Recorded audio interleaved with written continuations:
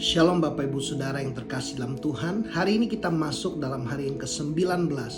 Hari ini saya mau sharing tentang rancangan Bapa Sorgawi. Kerinduan hati Bapa agar keluarga kita dipulihkan. Kerinduan hati Bapa agar hidup kita dipulihkan. Tuhan merancangkan rancangan pemulihan, rancangan damai sejahtera, rancangan yang memberikan masa depan yang penuh pengharapan di dalam kehidupan kita. Di dalam Maliaki pasal yang keempat ayat 5 dan ke-6 firman Tuhan berkata seperti ini. Sesungguhnya aku akan mengutus Nabi Elia kepadamu menjelang datangnya hari Tuhan yang besar dan dahsyat itu. Sebelum kedatangan Tuhan yang kedua kalinya, salah satu pemulihan yang akan terjadi adalah pemulihan di dalam keluarga. Di ayat yang ke-6 dikatakan, maka Tuhan akan membuat hati bapa berbalik kepada anak-anaknya dan hati anak kepada bapa-bapanya, supaya jangan aku datang memukul bumi sehingga musnah. Ketiadaan bapa adalah sebuah kutuk di tengah generasi. Nah, Tuhan rindu, Tuhan mengutus roh dan kuasa Elia. Pelayanan Elia adalah pelayanan yang memulihkan bapa-bapa, yang akan membuat hati bapa berbalik kepada anak-anakmu. Tuhan mau para ayah engkau memperhatikan anak-anakmu, engkau mengasihi, menerima, melepaskan kata-kata berkat buat anakmu. Dan Tuhan juga akan membuat hati anak-anak yang terluka, yang kecewa, yang marah, yang berontak dipulihkan agar anak kembali kepada ayahnya. Di dalam Lukas 1 ayat yang ke-17 dikatakan, dan ia akan berjalan. Inilah pelayanan Yohanes Pembaptis. Yohanes Pembaptis dengan roh dan kuasa Elia dikatakan. Dan ia akan berjalan mendahului Tuhan dalam roh dan kuasa Elia, untuk membuat hati bapa-bapa berbalik kepada anak-anaknya, dan hati orang-orang durhaka kepada pikiran orang-orang benar, dan dengan demikian menyiapkan bagi Tuhan suatu umat yang layak baginya. Saya percaya di akhir zaman sebelum kedatangan Yesus yang kedua kalinya, Tuhan akan mengutus roh dan kuasa Elia, adalah pelayanan Elia yang akan memulihkan keluarga-keluarga. Bapak-bapak dipulihkan, anak-anak dipulihkan, sehingga ada pelayanan antar generasi, dan sehingga terjadi ada umat yang layak bagi Tuhan. Saya percaya Tuhan datang buat gerejanya yang menang. Tuhan datang buat umat yang layak, umat yang sempurna. Tuhan akan datang kepada mempelainya yang sempurna. Nah, Bapak Ibu Saudara, hal yang pertama, Tuhan rindu. Tuhan mau memulihkan keluarga-keluarga. Tuhan mau para ayah dipulihkan. Tuhan mau anak-anak dipulihkan. Rancangan Tuhan buat keluarga, ketika Tuhan menciptakan keluarga pada mulanya, Allah rindu keluarga itu bermultiplikasi. Allah rindu keluarga-keluarga itu memiliki otoritas dan kuasa. Allah rindu keluarga menjadi keluarga yang berdampak. Ketika keluarga kuat, maka gereja-gereja akan menjadi kuat. Ketika gereja kuat, maka kota dan bangsa kita juga akan kuat. Bapak Ibu Saudara, ada seorang penulis yang bernama Edward Gibbon.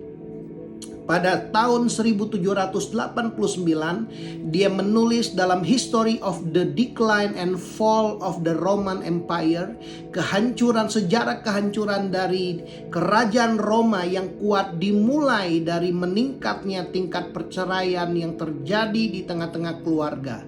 Jadi Bapak Ibu Saudara, sangat fundamental, sangat basic di dalam sebuah society, sebuah masyarakat, keluarga yang kuat, yang menyebabkan kehancuran kerajaan Roma ketika angka perceraian di tengah-tengah keluarga meningkat dengan drastis. Hari-hari ini kita melihat pekerjaan si jahat, tingkat perceraian meningkat dengan drastis. Ada banyak orang menggembar-gemborkan pernikahannya, tapi sebulan, bahkan ada yang gak nyampe sebulan bercerai. Tingkat perceraian semakin tinggi, dan saya percaya inilah waktunya. Di tengah semakin banyaknya kedurhakaan, kuasa Tuhan, kasih karunia Tuhan semakin nyata. Tuhan rindu agar keluarga-keluarga dipulihkan. Bagaimana dengan keluarga Bapak Ibu Saudara? Apakah Para orang tua, engkau memiliki hubungan yang dekat, yang harmonis dengan anak-anakmu. Apakah para orang tua engkau telah memberkati anak-anakmu? Apakah para anak-anak engkau aman ada di tengah keluargamu? Engkau dapat merasakan suasana keluarga di tengah-tengah keluargamu. Tuhan mau memulihkan keluarga-keluarga. Hal yang kedua, Tuhan mau memulihkan kehidupan setiap kita secara pribadi. Yohanes 3 ayat 16 dikatakan, karena begitu besar kasih Allah akan dunia ini, begitu besarnya kasih Bapa akan dunia ini, sehingga Ia telah mengaruniakan anaknya yang tunggal, supaya setiap orang yang percaya kepadanya tidak binasa, melainkan beroleh hidup yang kekal. Kerinduan Tuhan agar kita tidak mengalami kebinasaan. Kerinduan Tuhan agar kita menerima kehidupan yang kekal. Yesus datang agar kita dapat memiliki hidup dan memilikinya di dalam segala kelimpahan. Yohanes 14 ayat 6 dan 7 dikatakan, kata Yesus kepada Filipus, akulah jalan dan kebenaran dan hidup. Yesus adalah jalan, Yesus adalah kebenaran, dan Yesus adalah hidup. Tidak seorang pun yang datang kepada Bapa kalau tidak melalui aku. Yesus datang untuk menunjukkan gambar Bapa kepada setiap umat manusia, supaya sekiranya kamu mengenal aku. Kalau kita mengenal Yesus, kamu pasti juga mengenal Bapakku. Sekarang ini kamu mengenal Dia dan kamu telah melihat Dia. Barang siapa telah lihat Yesus, mengenal Yesus, dia mengenal dan melihat Bapa. Allah Bapa ingin kita kenal Dia sebagai Bapa yang penuh kasih. Kenapa? Karena Tuhan mau kita mengalami kasih Bapa yang besar itu atas hidup kita. Kasih Bapa tidak pernah gagal. Kasih Bapa akan memerdekakan kehidupan kita. Sehancur, serusak, seburuk, seterpuruk apapun hidup kita hari ini, kalau kita mengalami kasih Bapa sorgawi, kasih Bapa dapat menyembuhkan dan memulihkan kehidupan setiap kita. Kasih Bapa tidak bersyarat. Kasih Bapa tidak berkesudahan. Kasih Bapa tidak terbatas, tidak terselami, tidak terukur. Firman Tuhan berkata di dalam Efesus 3 ayat yang ke-18, aku berdoa supaya kamu bersama-sama dengan segala orang kudus dapat memahami kerinduan bagi Tuhan buat setiap kita anak-anaknya, buat orang-orang kudusnya, adalah agar kita dapat memahami betapa panjangnya, betapa lebarnya, betapa tingginya dan dalamnya kasih Kristus. Tuhan mau kita mengalami kasih Bapa itu, kasih Kristus itu, dan dapat mengenal kasih itu sekalipun ia melampaui segala pengetahuan. Kasih melampaui pengetahuan, kasih melampaui logika. Aku berdoa supaya kamu dapat dipenuhi dalam seluruh kepenuhan kealahan. Tuhan mau kita dipenuhi dengan kasih-Nya. Saya berdoa selama 49 hari ini, dalam renungan ini, Bapak Ibu Saudara, engkau yang tetap setia mengikuti, mendengarkan, agar Bapak Ibu Saudara dapat mengalami, memahami betapa panjang, lebar, tinggi, dan dalamnya kasih Bapa sorgawi. Agar Bapak Ibu Saudara dapat mengenal kasih Bapa itu, agar engkau dipenuhi dengan kasih. Ketika engkau dipenuhi dengan kasih Tuhan, engkau dapat menjadi pribadi-pribadi yang efektif untuk melayani, memulihkan kehidupan orang lain. Sebab hal yang ketiga, Tuhan bukan hanya mau memulihkan keluarga kita, Tuhan bukan hanya mau memulihkan kehidupan kita, tetapi Tuhan Bapa di sorga mau memakai hidup kita untuk membawa pemulihan bagi keluarga-keluarga yang hancur. Tuhan mau memakai kehidupan kita untuk memulihkan orang-orang yang terluka dengan Bapa. Hari ini Bapak Ibu Saudara, Tuhan mau memakai kehidupan kita. Kita hanya perlu mengizinkan kasih Bapa itu memulihkan kehidupan kita. Efesus 2 ayat yang ke-10 dikatakan, karena kita ini, kita buatan Allah. Kita diciptakan di dalam Kristus Yesus. Bapak Ibu Saudara, satu benda, satu produk bernilai dilihat dari siapa yang menciptakan produk itu. Hidup kita bernilai, hidup kita berharga karena kita diciptakan oleh Tuhan pencipta langit dan bumi ini. Karena kita ini adalah buatan Allah. Kita diciptakan di dalam Kristus Yesus. Bapak Ibu Saudara, kita diciptakan di dalam Kristus Yesus. Kita adalah made in heaven. Kita diciptakan dalam Kristus Yesus untuk melakukan pekerjaan baik yang telah dipersiapkan Allah sebelumnya. Dan Ia mau supaya kita hidup di dalamnya. Kerinduan hati Bapa agar kita hidup di dalam pekerjaan baik untuk kita membawa kasih Bapa, untuk kita membawa pemulihan ke tengah-tengah keluarga, ke tengah pribadi-pribadi yang terluka. Tuhan mau kita hidup di dalamnya. 2 Korintus 5 ayat 18 sampai ayat yang ke-21 dikatakan, dan semuanya ini dari Allah, dengan perantaran Kristus telah mendamaikan kita dengan dirinya, yang telah mempercayakan pelayanan pendamaian itu kepada kita. Bapak Ibu Saudara, kita telah diampuni, kita diterima, kita dikasihi, kita dimerdekakan, kita dipulihkan, kita disembuhkan. Dan bukan hanya kita dipulihkan, Tuhan mempercayakan pelayanan pendamaian ini kepada setiap kita. Bapak Ibu saudara, bayangkan kalau Tuhan mempercayakan, Dia percaya kepada setiap kita.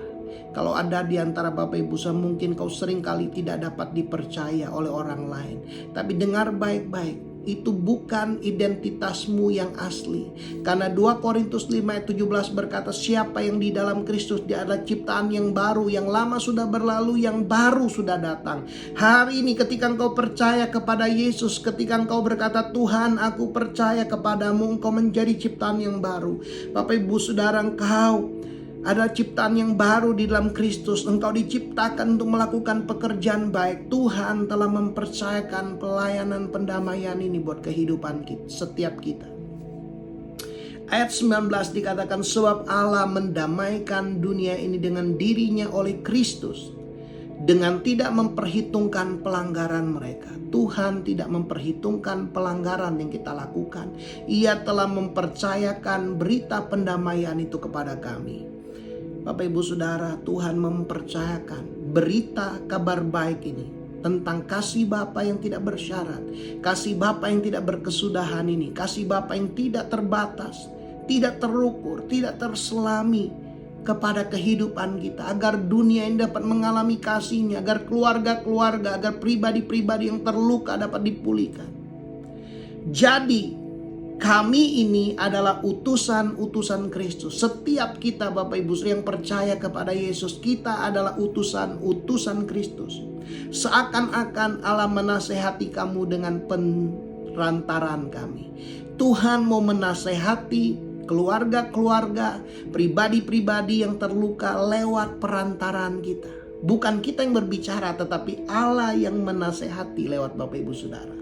Dalam nama Kristus kami meminta kepadamu, berilah dirimu didamaikan dengan Allah. Bapak Ibu Saudara, hari ini sebelum kita melayani, izinkan Tuhan memulihkan hidup kita. Berilah diri kita didamaikan dengan Tuhan. Tuhan mengasihi, Tuhan mengampuni kita, kita berharga di mata Tuhan. Dia yang tidak mengenal dosa telah dibuatnya menjadi dosa karena kita. Tuhan yang tidak mengenal dosa telah menanggung menjadi dosa karena kita, supaya di dalam Dia kita dibenarkan oleh Allah.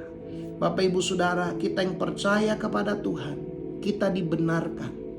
Kita dijadikannya ciptaan yang baru. Kita diberikannya kepercayaan untuk melayani Dia, untuk membawa kabar pendamaian, kabar baik ini, kabar tentang kasih Bapa ini kepada dunia ini. Bapak Ibu Saudara, biar hari ini kita juga diurapi dengan roh dan kuasa Elia, untuk kita membawa kabar tentang kasih Bapa, agar hati Bapak-bapak berbalik kepada anak-anaknya, dan hati anak-anak kembali kepada Bapak-bapaknya. Saya berdoa, buat setiap Bapak Ibu saya menyaksikan, mendengarkan renungan ini, agar kita semua menerima kasih Bapa Sorgawi itu, agar kita dipulihkan, agar kita dapat menjadi alat di tangan Tuhan, membawa kabar kasih Bapa kepada dunia, keluarga-keluarga dan orang-orang yang terluka. Tuhan Yesus, terima kasih. Tuhan, biar kasih-Mu mengalir buat setiap kami yang mendengar firman hari ini. Kami percaya Tuhan, berikan kami roh hikmat dan pengertian, agar kami dapat mengerti rancangan Bapa buat kehidupan kami, rancangan damai sejahtera, rancangan untuk memberikan kepada kami masa depan yang penuh pengharapan. Terima kasih Bapa, di dalam nama Tuhan Yesus kami berdoa dan mengucap syukur. Amin. Bapak Ibu Saudara, kalau engkau diberkati dengan renungan ini, bagikan, sharekan kepada orang lain, dan jadilah pembawa-pembawa berita tentang kasih Bapa kepada dunia ini, kepada keluarga-keluarga dan orang-orang yang membutuhkan. Tuhan Yesus memberkati.